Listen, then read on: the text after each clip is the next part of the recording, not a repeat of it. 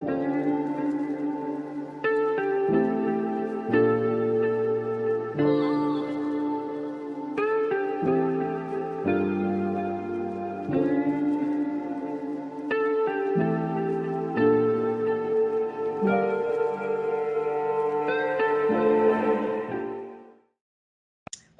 sou Patrícia Alves, professora da rede privada e pesquisadora de feminismo negro. A minha comunicação tem como título Territórios Repatriados, uma chave de leitura da Agência de Mulheres Negras. E é uma parceria com o acervo Kutne Portal Guilherme 10 e a rede de historiadores e historiadoras negros e negras. Gostaria de começar essa comunicação com um texto que eu gosto bastante, da Conceição Evaristo, Vozes de Mulheres. Esse texto retrata muito o que a gente desenvolveu, né, o que foi desenvolvido no texto que vocês vão ter a oportunidade de ler nos portais. Conceição Evaristo.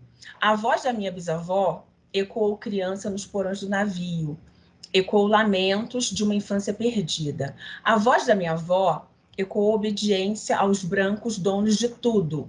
A voz da minha mãe ecoou baixinho revolta no fundo das cozinhas alheias, debaixo das trouxas roupagens sujas dos brancos, pelo caminho empoeirado rumo à favela. A minha voz ainda ecoa versos perplexos com rimas de sangue e fome. A voz da minha filha recolhe todas as nossas vozes, recolhe em si as vozes mudas, caladas, engasgadas nas gargantas. A voz da minha filha recolhe em si a fala e o ato, o ontem, o hoje, o agora. Na voz de minha filha se fará ouvir a ressonância, o eco da liberdade. Se encontra em Recordações e outros movimentos da Conceição Evaristo. Quando falamos de história do Brasil, é impossível não se falar de mulheres negras. Afinal de contas, nós somos 28% da população, mais de 60 milhões de mulheres negras dentro da população economicamente ativa, isso sem contar as crianças e as mulheres negras idosas. Toda vez que a gente fala sobre Brasil e mulheres negras, a gente percebe que mesmo depois de vários deslocamentos, nós somos colocadas num patamar de subserviência e marginalização.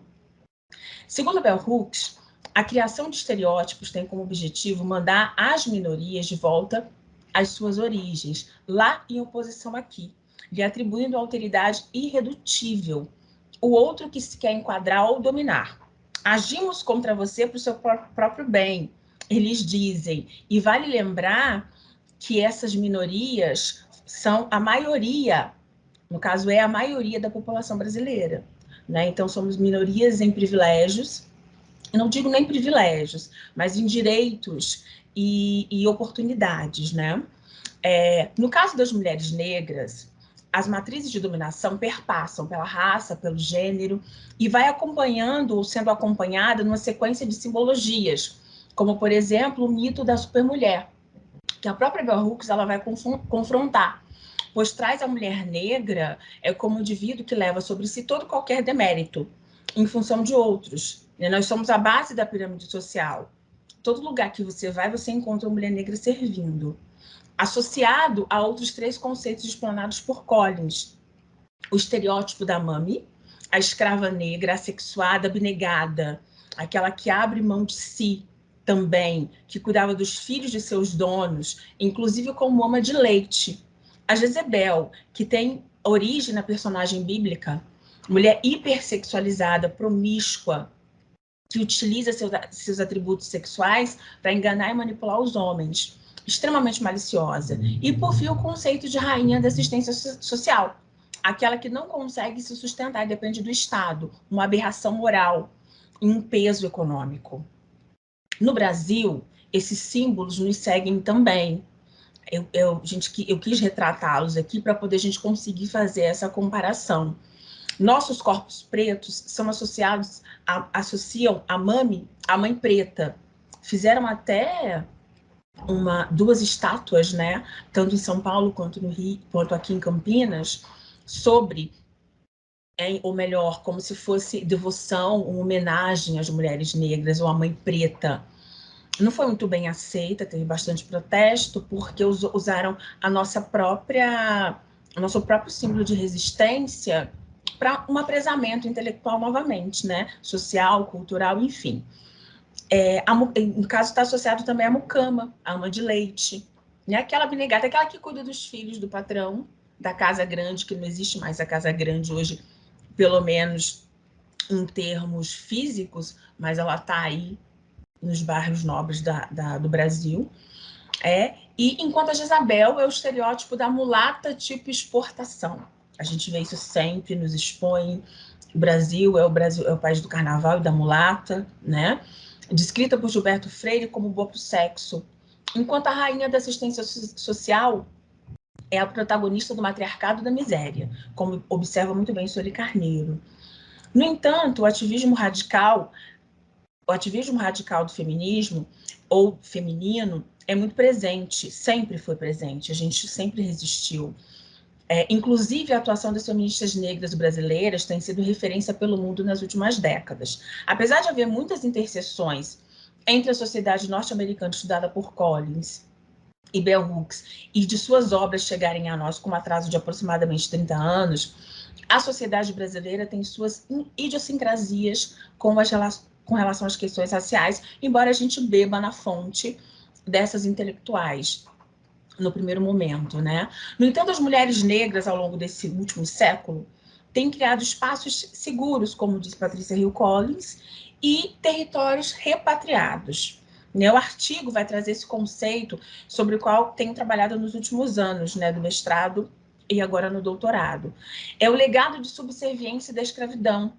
Não pode suprimir esses deslocamentos, né? A gente não pode ficar à sombra desse legado de subserviência que o projeto escravagista legou para as mulheres negras. Na minha pesquisa, tenho trabalhado com duas Marias, Bernardina Maria Elvira Ritt e Beatriz Nascimento, mas gostaria de destacar algumas Marias do século XX, do século XIX, do século XX, né? Destacamos Filipa, baiana marisqueira, que militou sem patente na independência da Bahia. Firmina, maranhense, romancista e abolicionista, que denunciava a escravidão. Bernardina, professora feminista cuiabana, fundou militâncias feministas em Cuiabá no século XIX, finalzinho do século XIX. Uma delas, o Grêmio Júlia Lopes de Almeida, seguidas pelas Marias do século XX. Maria Aragão, médica maranhense, chamada de a Diaba comunista. Artista plástica mineira, Auxiliadora da Silva, Maria Auxiliadora da Silva, que nos deixou muito cedo, aos 39 anos. A historiadora sergipana Beatriz Maria do Nascimento, com a sua escrita de resgate e sobrevivência. Assim como temos a professora chamada de Sarará, Hermínia Torquato, que lutou contra o Estado na justiça pelo seu direito de lecionar, assim como Bernardina, ambas são do Mato Grosso. Temos ainda a médica Iracema de Almeida, que militou pelos direitos, pela profissionalização e pela saúde dos negros durante o regime militar. Pioneira nos estudos da anemia falciforme no Brasil. Lélia Gonzalez, uma das mulheres negras mais radicais do seu tempo, junto a Beatriz e a Iracema, nos apresenta a África. Acredita-se que na década de 70, Lélia e Iracema tinham as maiores bibliotecas sobre a África no Brasil, e elas nos fazem voltar para o nosso berço. Essas mulheres abriram um caminho sem volta para gerações futuras. Apesar de honrar aquelas que as antecederam, apresentamos as outras possibilidades de subjetividade para fora do sistema de opressão, como a construção dos territórios repatriados. No entanto, os caminhos, eles são ardilosos. Aqui eu vou trazer para vocês algumas informações sobre o nosso contingente no Brasil. Ainda somos a base da desigualdade social e de renda do país. Somamos a maior parte da população, como eu havia falado no início. Somos o maior contingente de trabalhadores, população economicamente ativa, 60 milhões, entre 15 e 65 anos. Ocupamos ocupando com os menores salários, ainda que na mesma posição que qualquer outra pessoa. Recebemos menos da metade que os homens brancos, por exemplo, mesmo se tivermos os mesmos cargos e funções que estes homens. Temos as maiores taxas de desemprego, 16,6%, isso antes da pandemia, tá? Agora, na pandemia, eu não tenho esse dado ainda para vocês. E nosso escalão executivo, somos 0,4%. Somos aquelas que mais perdem seus filhos. Somos o retrato da família brasileira, mãe solo que vive na pobreza. Temos mais baixos níveis de escolaridade, estamos à frente apenas dos homens pretos, mas continuamos em desvantagens. Somos a maior parcela dos inaposentáveis. E depois das reformas, então. Dos usuários do SUS, 70% são mulheres, e dessas configuramos 60,9%. Ainda querem acabar com o SUS, né? Das casas chefiadas por mulheres, 63% são mulheres negras. Estão abaixo da linha da pobreza e pouco mais de 20% na linha da miséria. Somos 66% das vítimas de feminicídio, 73% das vítimas de violência sexual no Brasil. Nos últimos anos, isso tem aumentado para as mulheres negras. Segundo a historiadora e vice-presidente do Conselho do Embase, tudo falta às mulheres negras. Ela é o esteio que tem que dar conta de tudo, da fome, da falta de saneamento, da falta de saúde, de educação adequada. Se tivesse escola, posto de saúde funcionando, uma legislação trabalhista não discriminatória, ou seja, se elementos que não são de competência nossa fossem organizados, a maioria das mulheres negras não estariam na linha da miséria, né? Na pobreza absoluta, como em muitos casos. Apesar de tudo isso, movimentamos 704 bilhões por ano na economia, equivalendo a 16% do consumo nacional. Somos 24% da força de trabalho do país, mas permanecemos imperceptíveis. Nenhum neoliberalismo que a todos vê e engole quer nos engolir como capital humano, embora eu não goste muito desse termo, de alta patente, mesmo que sejamos qualificadas, permanecem apenas nos explorando. Nos querem organizando os lares, as vidas das pessoas que ascendem em todos os níveis, mas nos mantendo na base, nos deixando morrer depois de fazermos todo o trabalho que eles não querem. Até porque a maior parte dos inaposentáveis somos nós que ocupamos esse posto. Ainda houve um aumento, ainda assim, apesar de tudo isso, tem os deslocamentos, né? Apesar de toda essa ação que vai contra a nossa ação, os nossos corpos, a nossa existência, mesmo assim, o deslocamento das mulheres negras no último século tem promovido uma resistência, ou vários outros pontos de resistência. Ainda houve um aumento na autodeclaração, ainda assim houve um aumento na autodeclaração da população negra nos últimos anos, somando 56%, devido a esses movimentos de amor pela negritude, né, os deslocamentos e solidariedade de uma população racionalmente e racialmente construída como problema, se organizando em identidades coletivas. Esses avanços devemos, em boa parte, àqueles índices de mulheres em ascensão, né? Não só de intelectuais, porque o escopo de mulheres negras não cabem só as intelectuais, mas a intelectualidade tem dado para a gente um acesso, uma amplitude, um eco maior em vários níveis, né? De escolaridade também. Embora os coletivos de mulheres negras não tenham começado nas academias, há uma intelectualidade formada a partir de suas relações interpessoais. Né? Segundo Lélia Bell Hooks, a interconectividade entre gênero, raça, classe, sexualidade e religião. Patrícia Hill Collins também fala sobre essa questão da religião nos Estados Unidos como ponto de apoio, ponto seguro. Isso é a religião protestante, né? E no Brasil, a gente tem as religiões de matriz africana, e alguns pontos também a gente consegue vislumbrar outras religiões como esse apoio seguro para as mulheres negras brasileiras. As mulheres criaram espaços seguros e lugares seguros para sua prole, seja ela biológica ou intelectual, ou dos agregados, porque principalmente nas comunidades as mulheres negras, elas sempre se apoiam, principalmente no quesito criação de filhos, né? Aquilombam-se nesses espaços para resistir. O processo de subjetivação das mulheres negras durante o último século nos fazem exaltar as mulheres negras. Não exaltar como mártir ou como algo intocável, mas exaltar o processo de resistência que a gente tem tido nesses últimos 100 anos e observar como as nossas trajetórias elas são fluidas. Como diz Angela Davis, erguendo umas às outras enquanto subimos, né? Desenvolvendo pensamento e práticas feministas negras. Esses processos de autoconstituição ocorrem independente do lugar social das mulheres negras, porque estamos em todos os lugares. Esses são os territórios repatriados, porque antes nós não estávamos em todos os lugares. Antes, os nossos locais de atuação, eles eram bastante delimitados. E o que são esses territórios repatriados, afinal de contas?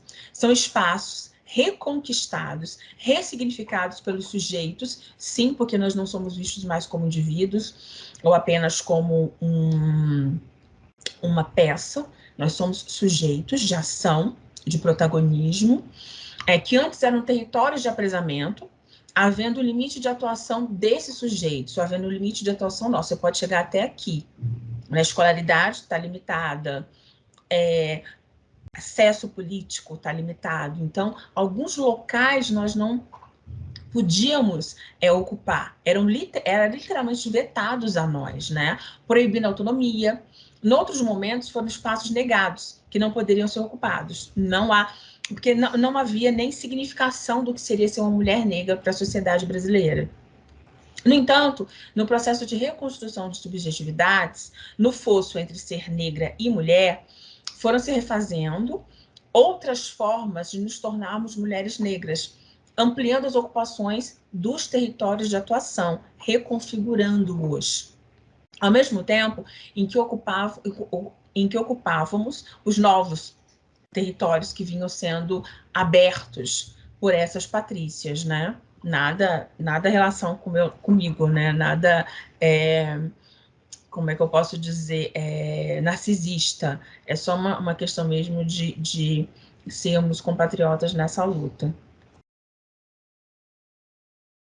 Como um ser único, embora coletivo, nós fomos construindo e temos construído epistemologias do ser mulher negra, do sermos mulheres negras, do particular para o coletivo, tanto no espaço público, privado, na academia, fora da academia, onde a gente atua.